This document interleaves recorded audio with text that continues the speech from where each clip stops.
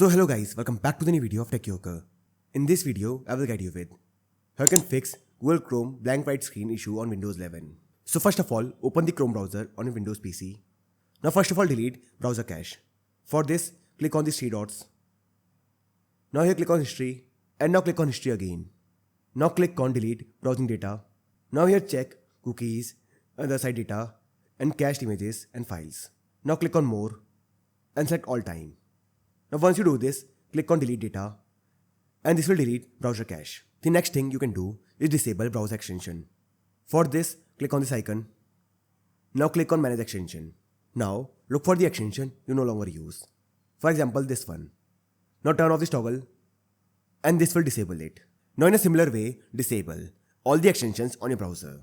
The next thing you can do is disable graphics acceleration. So for this, click on these three dots. Now click on settings. Now here on the left pane, click on system. And now turn off this toggle next to use graphics acceleration when available. And now click on relaunch. And this will disable graphic acceleration. In case the issue is still not fixed, then reset Chrome browser. For this, click on these three dots. Now click on settings. Now on the left pane, click on reset settings.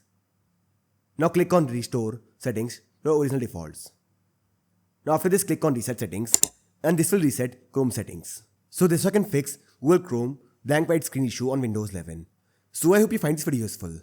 And if you do, then don't forget to like this video and subscribe my channel.